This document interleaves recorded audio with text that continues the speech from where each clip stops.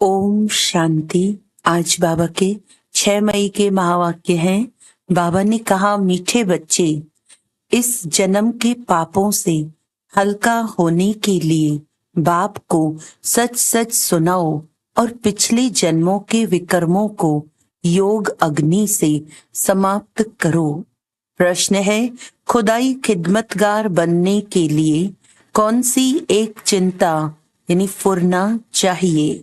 उत्तर है, हमें याद की यात्रा में रहकर पावन जरूर बनना है। पावन बनने का फुरना चाहिए, यही मुख्य सब्जेक्ट है। जो बच्चे पावन बनते हैं वही बाप के खिदमतगार बन सकते। बाप अकेला क्या करेगा? इसीलिए बच्चों को श्रीमत पर अपने ही योग बल से विश्व को पावन बनाकर पावन राजधानी बनानी है। पहले स्वयं को पावन बनाना है। ओम शांति। यह तो जरूर बच्चे समझते हैं। हम बाबा के पास जाते हैं रिफ्रेश होने के लिए। वहां सेंटर्स पर जब जाते हैं तो ऐसे नहीं समझ सकते। तुम बच्चों की बुद्धि में है, बाबा मधुबन में है। बाबा की मुरली चलती ही है बच्चों के लिए। बच्चे समझेंगे हम जाते हैं मधुबन में मुरली सुनने। मुरली अक्षर श्री कृष्ण के लिए समझ लिया है। मुरली का अर्थ कोई और नहीं है। तुम बच्चों को अब अच्छी तरह से समझ आई है ना? बाप ने समझाया है और तुम फील करते हो बरोबर हम बहुत बेसमझ बन पड़े थे। ऐसे कोई भी अपने को समझते नहीं है। यहाँ जब आते हैं तब निश्चय बुद्धि होते हैं बरोबर हम बहुत बेसमझ बन गए थे। तुम सतयुग में कितने समझदार विश्व के मालिक थे। कोई मूर्ख थोड़ी विश्व के मालिक बन सकते हैं। ये लक्ष्मी नारायण विश्व के मालिक थे, इतने समझदार थे, तब तो भक्ति मार्ग में पूजे जाते हैं। जड़ चित्र कुछ बोल तो नहीं सकते। शिव बाबा की पूजा करते हैं, वे कुछ बोलते हैं क्या? शिव बाबा एक ही बार आकर बोलते हैं। पूजा करने वालों को भी पता नहीं है कि ज्ञान सुनाने वाला बाप है। श्री कृष्ण के लिए समझते हैं उसने मुरली बजाई। जिसकी पूजा करते उनके ऑक्यूपेशन को बिल्कुल नहीं जानते तो ये पूजा आदि निष्फल ही हो जाएगी जब तक बाप आए। तुम बच्चों में कईयों ने वेद शास्त्र आदि कुछ भी पढ़े नहीं हैं। अब तुम्हें एक सत्य बाप पढ़ा रहे हैं। तुम समझते हो बरोबर सच्चा पढ़ाने वाला एक ही बाप है। बाप को कहा ही जाता है सत्य। नर से नारायण बनने की सच्ची कथा सुनाते हैं। अर्थ तो ठीक है, सत्य बाप आते हैं। अब नर से नारायण बनना है तो जरूर सतयुग स्थापन करेंगे ना। पुरानी दुनिया कलयुग थोड़े ही बनेगी। कथा सुनने समय ये कोई को बुद्धि में नहीं होता है कि हम नर से नारायण बनेंगे। अभी तुमको नर से नारायण बनने का राजयोग सिखलाते हैं। यह भी कोई नई बात नहीं। बाप कहते हैं, मैं कल्प कल्प आकर समझाता हूँ, युगे युगे कैसे आऊंगा। ब्रह्मा का चित्र दिखाकर तुम समझा सकते हो। ये रथ है, यह है बहुत जन्मों के अंत का जन्म पतित। अब यह भी पावन बनते हैं, हम भी बनते हैं। सिवाय योग बल के कोई पावन बन नहीं सकता। विकर्म विनाश हो न सके। पानी में स्नान करने से कोई पावन नहीं बनते। यह है योग अग्नि। पानी होता है आग को बुझाने वाला, आग होती है जलाने वाली। तो पानी कोई आग तो नहीं है जिससे वे कर्म विनाश हो। सबसे ज्यादा गुरु आदि इसने किए हैं, शास्त्र भी बहुत पढ़े। इस जन्म में जैसे पंडित था, लेकिन उससे फायदा तो कुछ भी नहीं हुआ। पुण्य आत्मा तो बनते ही नहीं, पाप ही करते आए। बाप ने समझाया है, जो अपने को बच्चे समझते हैं तो इस जन्म में जो पाप आदि किए हैं, जबकि सन्मुख बाप आया है तो पाप कर्म बता देने चाहिए तो हल्का हो जाएगा। इस जन्म में हल्के हो जाएंगे। फिर पुरुषार्थ करना है। जन्म जन्मांतर के पाप कर्म का बोझा जो सिर पर है उसे उतारना है। बाप योग की बात समझाते हैं। योग से ही विकर्म विनाश होंगे। यह बातें तुम अभी सुनते हो। सतयुग में ये बातें कोई सुना न सके। ये सारा ड्रामा बना हुआ है। सेकंड बाय सेकंड ये सारा ड्रामा फिरता रहता है। एक सेकंड ना मिले दूसरे से, सेकंड बाय सेकंड आयु भी कम होती जाती है। अभी तुम आयु को कम होने से ब्रेक देते हो और योग से आयु को बढ़ाते हो। अब तुम बच्चों को अपनी आयु को बड़ा बनाना है योग बल से। योग के लिए बाबा बहुत जोर देते हैं, परंतु कई समझते नहीं। कहते हैं बाबा हम भूल जाते हैं। तब बाबा कहते हैं योग कोई और बात नहीं, ये है याद की यात्रा। बाप को याद करते करते पाप कटते जाएंगे, अंतमति सो गति हो जाएगी। इस पर एक मिसाल भी देते हैं। कोई ने किसको कहा तुम भैंस हो, तो बस वह समझने लगा मैं तो भैंस हूँ। बोला इस दरवाजे से निकलो, तो बोला मैं भैंस हूँ, कैसे निकलूं? सचमुच जैसे भैंस बन गया। यह एक मिसाल बैठ बनाया है, बाकी कोई ऐसा है नहीं। यह कोई यथार्थ मिसाल नहीं है। हमेशा रियल बात पर मिसाल दिया जाता है। इस समय बाप तुमको जो समझाते हैं उनके फिर भक्ति मार्ग में त्योहार मनाए जाते हैं। कितने मेले मलाखड़े आदि होते हैं। बाकी इस समय जो कुछ होता है उनके त्योहार बन जाते हैं।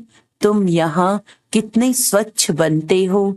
मेले मलाखड़े में तो कितने मैले होते हैं। शरीर को मिट्टी मलते हैं, समझते हैं पाप मिट जाएंगे।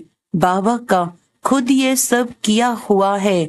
नासिक में पानी बहुत गंदा होता है, वहां जाकर मिट्टी मलते हैं, समझते हैं पाप विनाश हो जाएंगे। फिर उस मिट्टी को साफ करने के लिए पानी ले आते हैं। विलायत में कोई बड़े महाराजा आदि जाते थे तो गंगा जल का मटका साथ ले जाते थे, फिर स्टीमर में वही पानी पीते थे। आगे एरोप्लेन मोटर आदि थे नहीं। 100-150 वर्षों में क्या क्या बन गया है। सतयुग आदि में ये साइंस आदि काम में आती है। वहां तो महल आदि बनाने करने में देरी नहीं लगती। अभी तुम्हारी बुद्धि पारस बुद्धि बनती है तो सब काम सहज कर लेती है। जैसे यहाँ मिट्टी की ईंटें बनती है, वहां सोने की होती हैं। इस पर माया मच्छंदर का खेल भी दिखाते हैं। यह तो उन्होंने नाटक बैठ बनाए हैं दिखाने के लिए।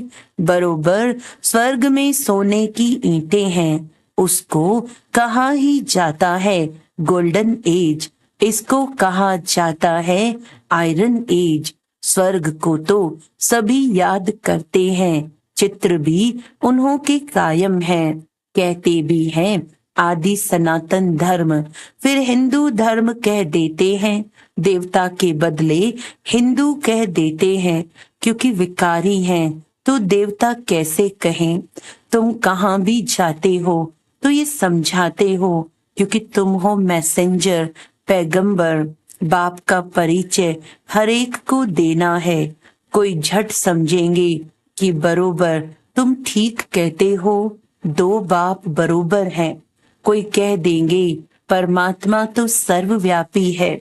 तुम समझते हो एक से हद का वर्षा मिलता है, पारलौकिक बाप से बेहद का वर्षा मिलता है। 21 जन्म के लिए ये ज्ञान भी अभी है, वहां ये ज्ञान नहीं रहता। संगम पर ही वर्षा मिलता है, जो फिर 21 पीढ़ी जन्म बाय जन्म तुम राज्य करते हो। तुम सारे विश्व के मालिक बनते हो, ये तुमको अभी मालूम पड़ा है। जो पक्के निश्चय बुद्धि है, उनको कोई संशय उठाने की बात ही नहीं। बेहद के बाप से बेहद का वर्षा मिलता है। शिव बाबा आएंगे तो जरूर कुछ वर्षा देते होंगे। इसीलिए बाबा कहते हैं ये बैज बहुत अच्छा है, इसे सदा लगा कर रखना है। घर घर में मैसेज देना है, फिर कोई माने या न माने, विनाश आएगा तो समझेंगे भगवान आया हुआ है। फिर जिन्हों को तुमने मैसेज दिया होगा वे याद करेंगे कि ये सफेद पोश वाले फरिश्ते कौन थे। सूक्ष्म वतन में भी तुम फरिश्ते देखते हो ना। तुम जानते हो मम्मा बाबा योग बल से ऐसा फरिश्ता बनते हैं, तो हम भी बनेंगे। ये सब बातें बाप इसमें प्रवेश कर तुमको समझाते हैं, डायरेक्ट नॉलेज देते हैं। जो बाबा में नॉलेज है वह तुम बच्चों में भी है। जब ऊपर में जाते हो तो नॉलेज का पार्ट भी पूरा हो जाता है। फिर जो पार्ट मिला है वह सुख का पार्ट बजाते हैं और यह नॉलेज भूल जाती है। तो तुम बच्चे कहाँ भी जाते हो तो मैसेंजर की निशानी ये बैज साथ में जरूर चाहिए। भल कोई हंसी करे, इस पर क्या हंसी करेंगे। तुम तो यथार्थ बात सुनाते हो। ये बेहद का बाप है, उनका नाम है शिव बाबा। वे कल्याणकारी है। बाप आकर स्वर्ग की स्थापना करते हैं। यह है पुरुषोत्तम संगम युग। ये सारा ज्ञान तुम बच्चों को मिला है, फिर भूलना क्यों चाहिए। बात तो बिल्कुल सहज है। चलते फिरते बाप और वर्षे को याद करना है। शांति धाम और सुख धाम। तुम बच्चे यहाँ आते हो, मुरली सुनकर जाते हो, फिर सुनानी भी चाहिए। ऐसे नहीं सिर्फ एक ही ब्राह्मणी मुरली चलाए। ब्राह्मणी को आप समान बनाकर तैयार करना चाहिए, तब बहुतों का कल्याण कर सकेंगे। अगर एक ब्राह्मणी कहाँ चली जाती है तो दूसरी क्यों नहीं सेंटर चला सकती। क्या धारणा नहीं की है। स्टूडेंट को पढ़ने और पढ़ाने का शौक चाहिए। मुरली तो बहुत सहज है, कोई भी धारण कर क्लास करा सकते हैं। यहाँ तो बाप बैठे हैं। बाप बच्चों को कहते हैं कोई भी बात में संशय नहीं होना चाहिए।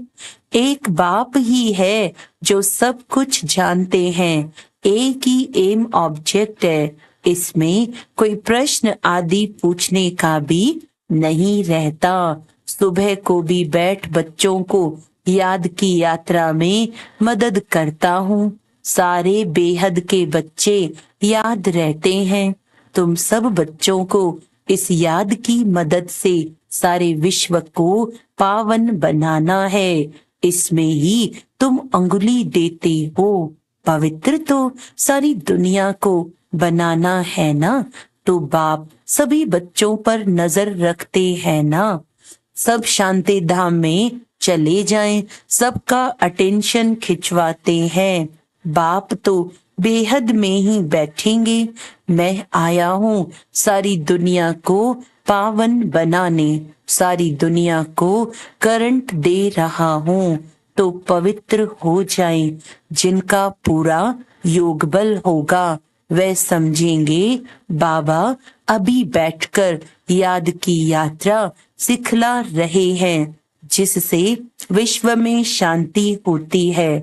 बच्चे भी याद में रहते हैं तो मदद मिलती है। मददगार बच्चे भी चाहिए ना। खुदाई खिदमतगार निश्चय बुद्धि ही याद करेंगे। तुम्हारी पहली सब्जेक्ट है ही पावन बनने की। गोया तुम बच्चे निमित्त बनते हो बाप के साथ। बाप को बुलाते ही हैं, हे पतित पावन आओ। अब वे अकेला क्या करेगा, खिदमतगार चाहिए ना। तुम जानते हो हम विश्व को पावन पवित्र बनाकर फिर सारे विश्व पर राज्य करेंगे। बुद्धि में जब ऐसा निश्चय होगा तब नशा चढ़ेगा। तुम बच्चे जानते हो हम बाप की श्रीमत से, अपने योग बल से अपने लिए राजधानी स्थापन कर रहे हैं। ये नशा चढ़ना चाहिए। यह है रूहानी बात। बच्चे समझते हैं हर कल्प बाबा इस रूहानी बल से हमको विश्व का मालिक बनाते हैं। यह भी समझते हो कि शिव बाबा आकर स्वर्ग की स्थापना करते हैं। अभी सिर पर इस याद की यात्रा का ही फुरना है, पुरुषार्थ करना है। धंधादि करते भी याद की यात्रा रहे। एवर हेल्दी बनाने के लिए बाप कमाई बड़ी जबरदस्त कराते हैं। इस समय सब कुछ भुलाना पड़ता है। हम आत्माएं जा रही हैं। आत्म अभिमानी बनने की प्रैक्टिस कराई जाती है। खाते पीते चलते फिरते ये क्या बाप को याद नहीं कर सकते। कपड़ा सिलाई करते बुद्धि योग बाप की याद में रहे। बहुत सहज है। ये तो समझते हो 84 का चक्र पूरा हुआ है। अभी बाप हम आत्माओं को राजयोग सिखलाने आए हैं। ये वर्ल्ड की हिस्ट्री ज्योग्राफी रिपीट होती रहती है। कल्प पहले भी ऐसे हुआ था जो अब फिर रिपीट हो रहा है। ये रिपीटेशन का राज भी बाप ही समझाते हैं। हर एक को ड्रामा में पार्ट मिला हुआ है, वह बजाते रहते हैं।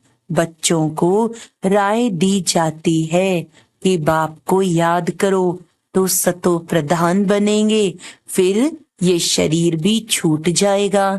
तुम्हारी बुद्धि में अब यही है कि हम आत्मा सतो प्रधान बने, क्योंकि वापस घर जाना है। सतयुग में ऐसे नहीं कहेंगे। वहां तो कहेंगे एक पुराना शरीर छोड़ दूसरा लेना है। वहां तो दुख की बात नहीं। यहाँ यह दुख धाम है। पुराने शरीर है तो समझते हैं इनको छोड़ अब वापस अपने घर जाएं। बाप को निरंतर याद करना है। वह निराकार बाप ही ज्ञान का सागर है। वही आकर सबकी सदगति करते हैं। बाप कहते हैं साधुओं का भी उद्धार करता हूँ। तुम अब एक बाप से योग लगाओ।